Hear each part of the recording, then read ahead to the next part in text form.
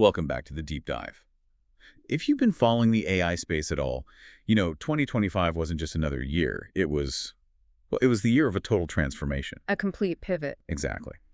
Today, we are deep diving into this stack of reports on OpenAI's strategic shift, the moment they stopped being just a service and started becoming the new software platform. That's the mission, to really synthesize the tech breakthroughs, the staggering financial scale, and the strategy that justifies a valuation that's now pushing past $500 billion. And that valuation, that's not just hype. No, it's confirmation of the strategy. We're looking at how they moved from just, offering smart models to building a foundational agentic ecosystem. They're basically building the new operating system. The ground layer for everything else. The ground layer for digital labor, for autonomy.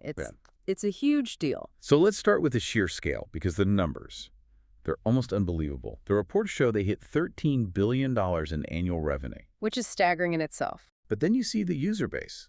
They're now serving an estimated 800 million weekly active users. And they crossed 1 million paying business customers. And see, that's the number that has the big tech companies really worried. 800 million users. That's a distribution channel that almost nobody on Earth can match. And the money followed. That SoftBank investment. Over $40 billion, which, on the secondary markets, immediately valued the company at upwards of $500 billion. So when you see that much capital move, it means the financial world believes they're going to dominate the entire AI stack long term. Yeah, for sure. Okay, let's unpack this. A $500 billion valuation. It isn't bought with small improvements. It's bought with fundamental leaps.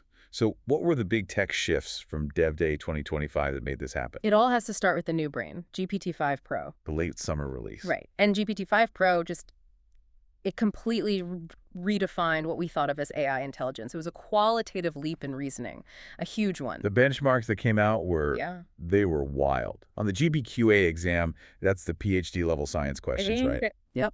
Physics, chemistry, math. It scored an 88.4%. That's unheard of. It is. And to put that number in context for you, this is a test designed to challenge human subject matter experts. People with PhDs. Exactly. And historically, AI models, they struggle to even break 70%. Even human PhDs don't always score this high. And it did this. How? Without external tools. That's the key. It was all internal knowledge and reasoning. No need to call a calculator or a search engine. It just knew. It wasn't just theory either. The reports highlight its performance in the AA 2025 math competition. A new state-of-the-art in complex reasoning. Which brings us to this idea of a thinking model. Okay, what does that actually mean? It's about how the model solves problems. Before, with something like GPT-4o, if you gave it a multi-step task, say, analyze this financial data, cross-reference these 3 databases, and then draft a summary. It would have to stop and call for help. Right. It would call an external tool for the math, another for the search, and then try to piece it all together. It's like a general contractor subcontracting out every little job. Got it. Lots of moving parts. Exactly. But the thinking model in GPT-5 Pro does all of that internally. It processes, it reasons, it integrates across all those steps by itself. Like an architect who does their own structural calculations. Perfect analogy. And when it's operating in that pure reasoning mode, its accuracy rate is, get this, 98.5%. And that precision is what opens the door for real enterprise use, right? Because it cuts down on the errors.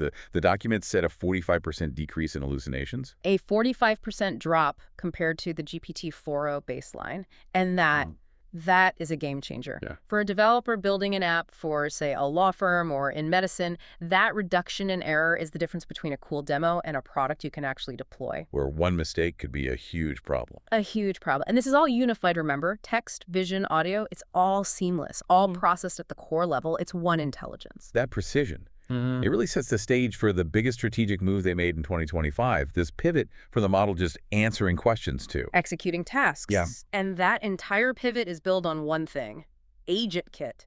If GPT-5 Pro is the brain, AgentKit is the body. It's what lets them become the operating system for digital labor. So AgentKit is the framework that lets developers build these autonomous agents. Robust, standardized, and autonomous. So I don't just ask it for steps, I give it a goal, and it just goes and does it. Precisely. It can schedule meetings across different time zones, analyze market data, connect to complex APIs to manage fulfillment, all on its own. Wow. The development time for these kinds of agents dropped from months to, well, just days. Okay, I can already hear people thinking, that sounds amazing, but also risky. How do you trust that in a big company? That is the right question, and the answer is security and infrastructure.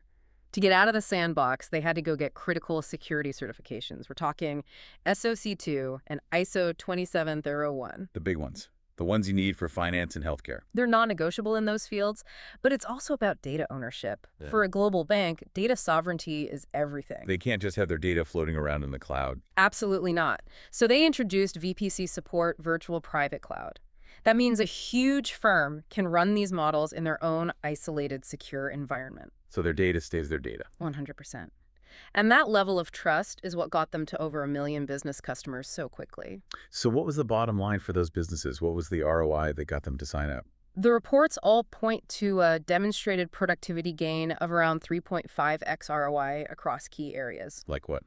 Well, think about coding.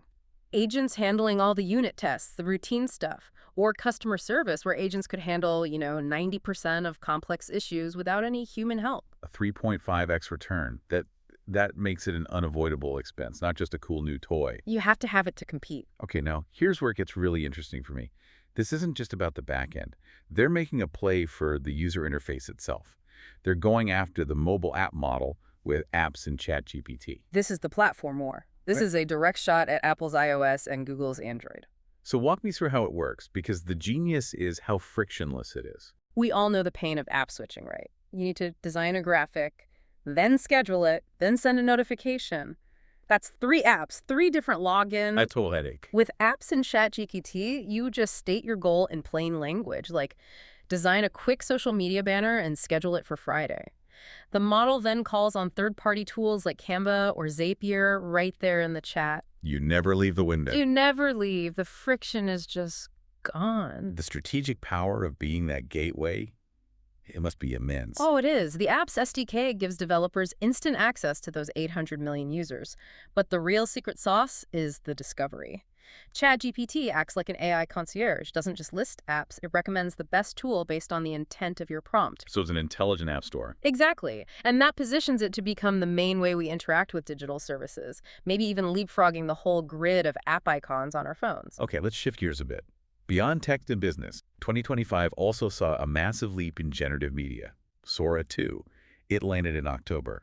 Yeah, Sora 2 finally achieved what you could call cinematic quality. And it did that by solving the really deep foundational problems that the first version had. Specifically, the hallucinations in physics and temporal coherence. Can you explain that? Sure. Temporal coherence is basically just the consistency of objects and physics over time in a video. So like if a character is holding a cup of water? In the old models, they might drink from it, and then in the next frame, the water level would magically be full again, or a shadow would just disappear for a second. Things that break the illusion. Instantly. Sora 2 nailed that consistency.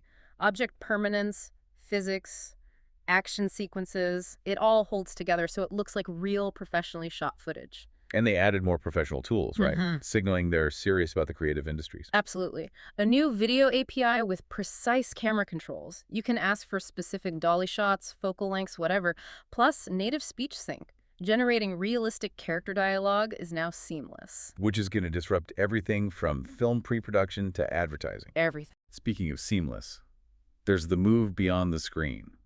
The collaboration with Jony Ive, that feels like a clear play for the post-smartphone era. I think this is their most forward-looking move. The goal is a discrete digital companion, probably coming late 2026.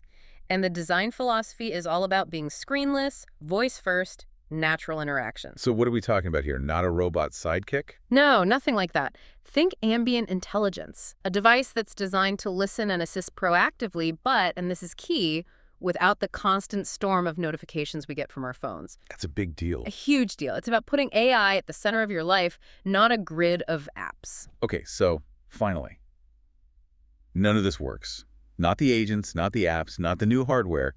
None of it is possible without a massive, guaranteed supply of computing power. Infrastructure sovereignty. It's the hidden power move that underpins that entire $500 billion valuation. So what do? First, they extended their alliance with Microsoft out to 2032. That locks in their partnership on frontier models, IP rights, and most importantly, priority access to Azure's massive compute clusters. So that secures their core. But relying on just one supplier, especially with the GPU crunch, that's risky. Very risky, which is why they diversified, and they did it in a brilliant way. They made a massive deal with AMD. I remember reading about that, a 6-gigawatt compute deal. Exactly. Using AMD's Instinct MI450 GPUs. That move dramatically reduces their reliance on NVIDIA's supply chain. It's just smart risk management. And it wasn't just a purchase order. It was a partnership. A deep partnership. To seal the deal, they secured equity warrants for about 10% of AMD. So they're not just a customer, they're an owner. They're a vested stakeholder in developing the very hardware that will power their next generation of models. That is, a comprehensive look at an absolutely transformative year. So for you, our listener, let's build this down. What are the key takeaways? The big takeaway is that OpenAI is no longer just a tool company. It's the architect of the next computing paradigm. So if you're a tech professional, the message from all this is clear. Master AgentKit and the Apps SDK now.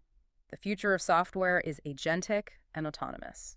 And for investors trying to figure out where this is all going. You have to look at the whole ecosystem. The valuation is anchored in their control of the full stack, from the chips they partly own all the way up to the user interface that bypasses the mobile OS. That control is the real moat. Absolutely, a powerful place to leave it. But as we look ahead, the analysis suggests we should be ready for level 3 reasoning models. Maybe a GPT-6, something capable of autonomous scientific discovery. It's coming. Right. So considering how fast AgentKit was adopted by enterprise, letting these systems act on their own, the question we should all be mulling over is this. How quickly will regulators and governments need to ramp up their focus on AI governance and safety to keep pace? The tech for self-directed systems is here, the framework to oversee it. Well, it feels like it's lagging dangerously behind. Something to think about.